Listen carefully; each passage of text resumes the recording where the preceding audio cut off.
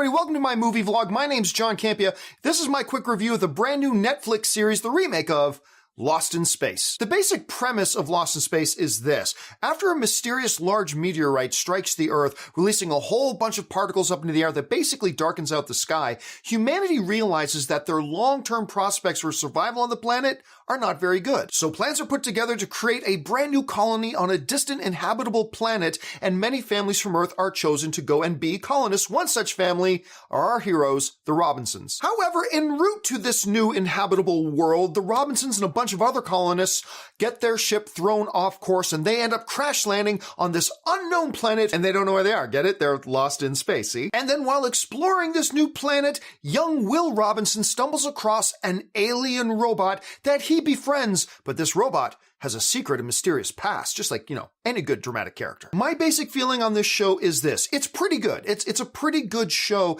that touches on some really cool ideas and neat dramatic tools that they could have invested in. However, the problem is I feel like the show just basically scratched the surface of what its overall potential was. Okay, let me talk about some of the things that I really liked about this show. And you got to start with the cast. The cast and this family in particular, the Robinsons, make this show worth watching. And of course, the cast is led by Molly Parker. She's, of course, the mother of the family Robinson, and she's also a brilliant scientist and engineer, one of the people responsible for being able to make space flight to this new world possible. You'll, of course, remember Molly from Deadwood. She was incredible in that, and House of Cards. I loved her in House of Cards. And also really standing out in this are the Robinson children, starting off with Taylor Russell, a good Canadian girl. And of course, Taylor plays Judy Robinson, who's studying to become a doctor. You've got the young boy, Will Robinson, played by Maxwell Jenkins, who really does deliver. You believe in the sweet innocence of this kid, but also in the intelligence of the kid as well.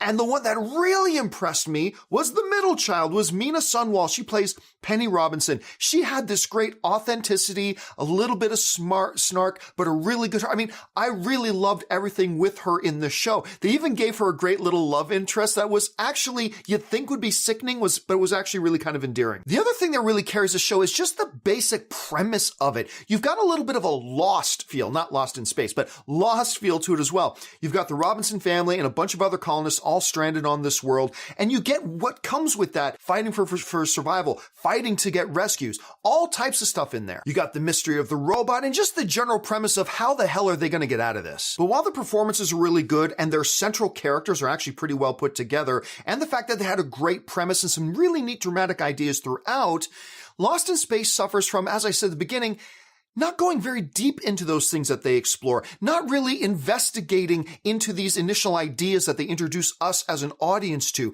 Like I said, it basically feels like they're just scratching the surface of their potential. Here's an example of that. So they utilize a narrative tool of using flashbacks to kind of tell the story, right? So they're telling the story here and now. What happens? The whole show starts with them crashing on this planet. And then as you go throughout the episodes, every once in a while, they do a little flashback to when they were still on Earth and the events that led them to becoming colonists in the first place. However, these flashbacks, which we've seen other shows use really deeply, they're used to convey like the simplest little piece of information and not really delved into very much. But ultimately for me, one of the weakest things about this show that really keeps it from being as good as it can be was the Dr. Smith character, played very well by Parker Posey. And I love me some Parker Posey, but the thing about her character is this.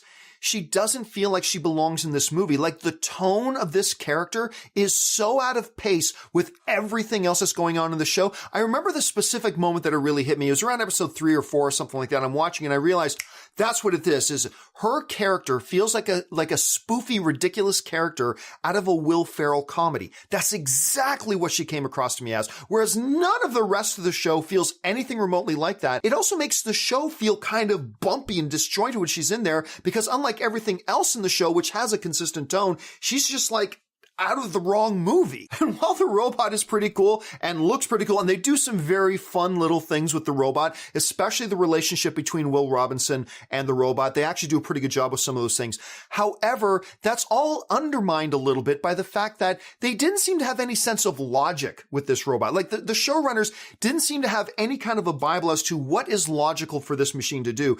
And therefore, understanding its motivations and what makes it do this and what made it do that, and then ultimately in the final episode, what made it do the thing it does in the final episode, which I won't reveal here, made absolutely no sense whatsoever. So look, bottom line for me, Lost in Space is a pretty good show with a terrific cast, some well-developed, really good central core characters that I like a lot, this Robinson family. However, the show suffers from only scratching the surface of its narrative potential, about misusing some narrative tools like their flashback sequences, a really not very good antagonist at the end of the day, and completely lacking any logic with the robot, which kind of pulls you out now and again. The show is worth watching, and it definitely has some potential and promise moving forward.